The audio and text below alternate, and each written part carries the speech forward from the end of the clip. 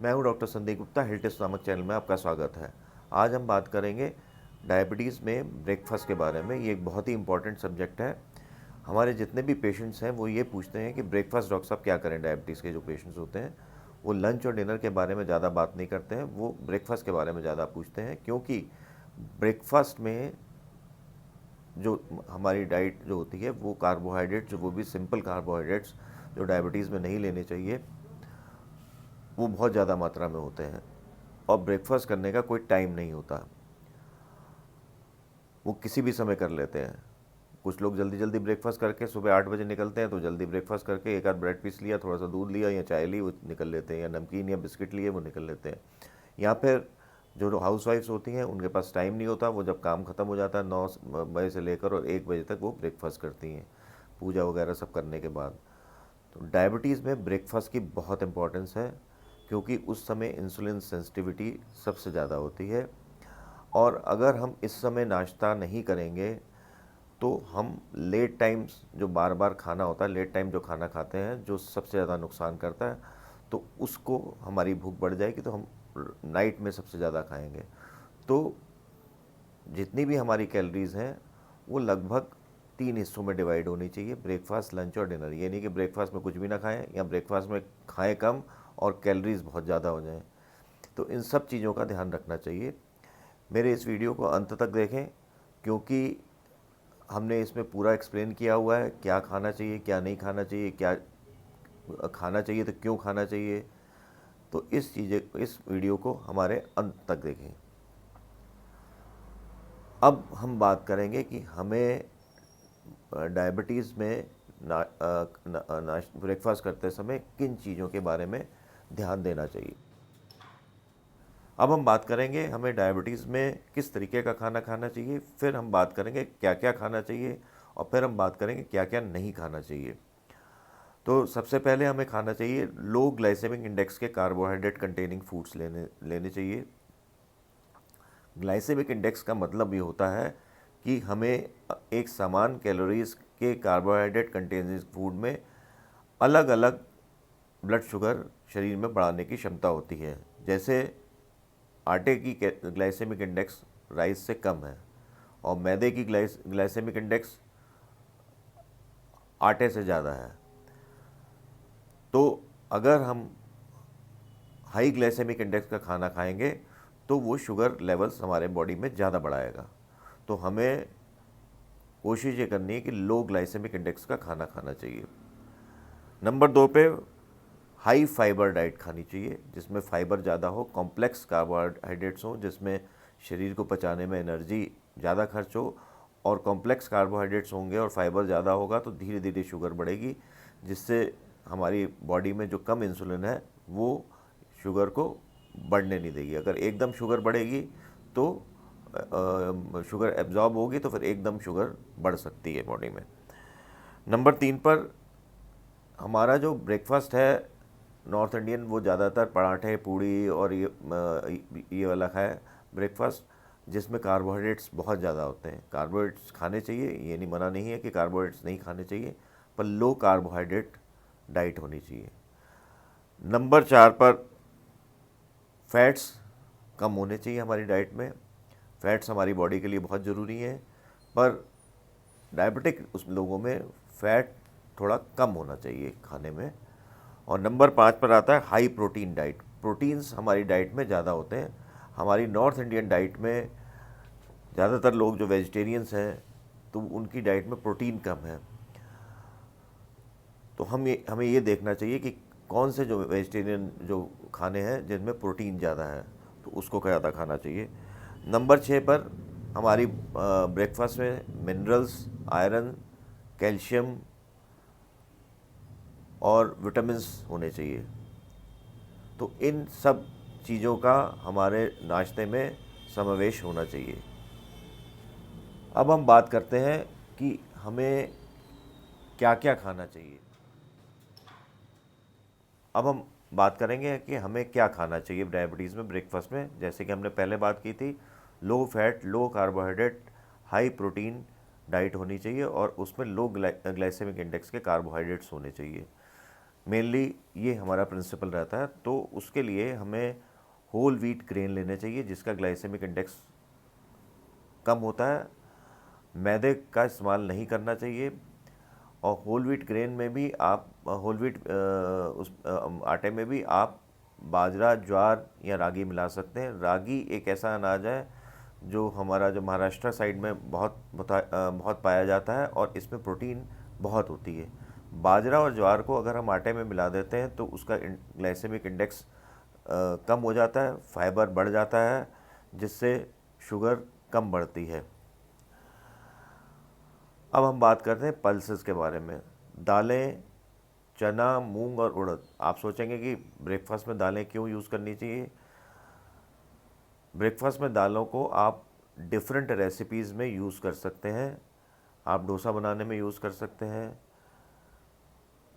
आप आटे में चने का आटा मिला सकते हैं और प्रोटीन उसमें बहुत बढ़ जाएगा। उड़द की दाल की प्रिपरेशन बना सकते हैं। इडली डिफरेंट चीज़ों से बना सकते हैं बजाय आटे के।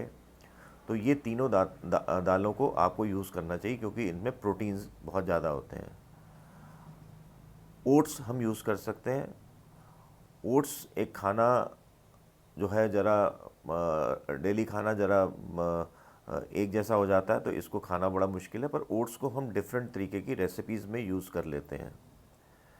इसको डिफरेंट तरीके के खाने में यूज़ कर सकते हैं। इसको आप पराठे में मिला सकते हैं, इसको आप इडली में मिला सकते हैं। बहुत सारी चीज़ों में ओट्स को यूज़ किया जा सकता है। इसी तरीके के सोयाबीन है।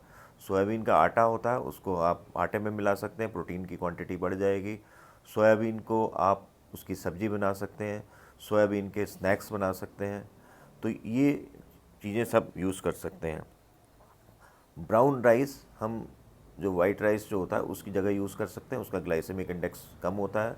तो ब्राउन राइस हम वाइट राइस की जगह, अगर हम खाना ही है राइस, तो हमें उसकी जगह यूज़ कर सकते हैं।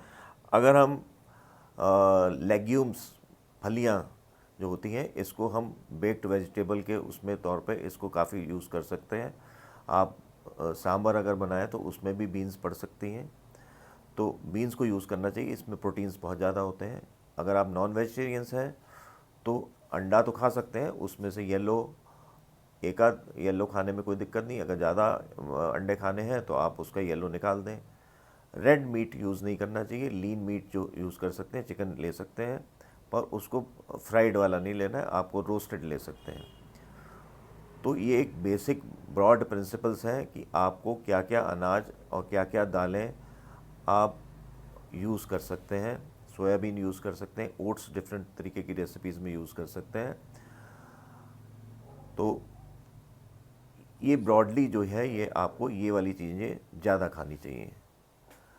अब हम आते हैं कि क्या चीज़ें इसमें ऐड कर सकते हैं ताकि हमारे जो न्यूट्रिशन है उसकी क्वालिटी और बढ़ जाए। अभी तक हमने बात की थी कि डायबिटीज़ ब्रेकफास्ट में क्या खाना चाहिए। अब हम इस बारे में बात करेंगे कि डायबिटीज़ में अगर हम कुछ चीज़ें ऐड कर दें तो उससे डायबिटीज़ में उसकी न्यूट्रिटिव वैल्यू बढ़ जाती है। डायबिटीज़ के खाने के साथ कार्बोहाइड्रेट, प्रोटीन और फैट के साथ में विटामिन, मिनरल्स वगैरह चले जाते हैं।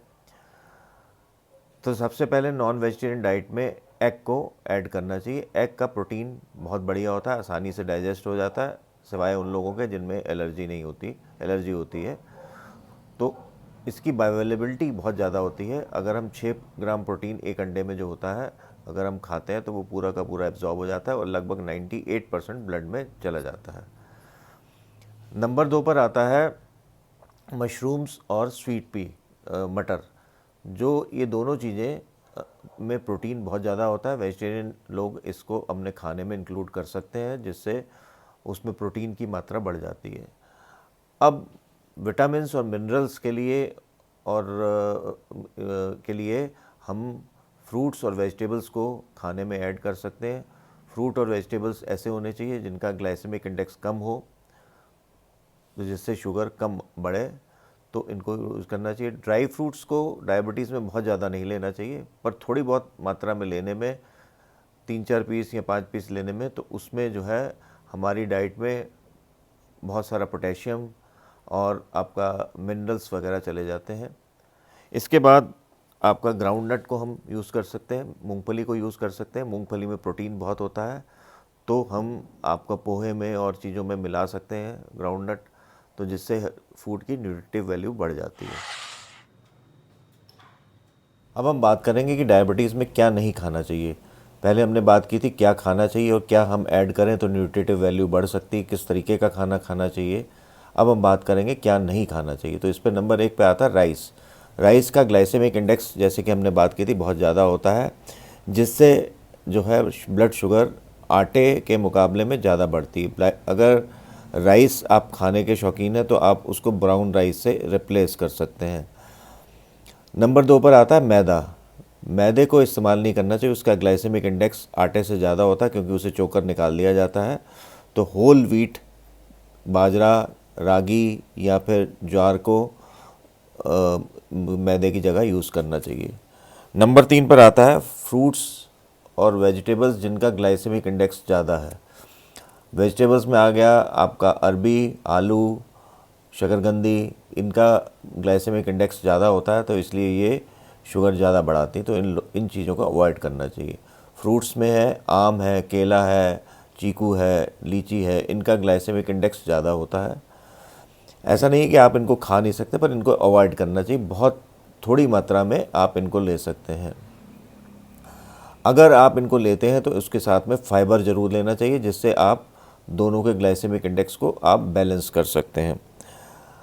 फ्रूट जूसेस बिल्कुल नहीं लेने चाहिए। फ्रूट जूसेस जो है शुगर को बहुत बढ़ाते हैं, उसकी जगह पूरे के पूरे रॉ फ्रूट्स ले लें तो वो ज़्यादा बेटर रहता है।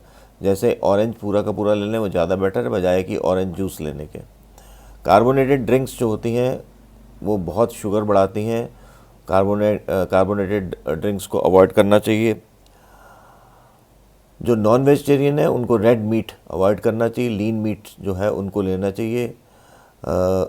और आपको जो है फास्ट फूड, बर्गर्स, पैटीज़, इनको अवॉइड करना चाहिए, इसमें कैलोरीज़ बहुत ज़्यादा होती हैं।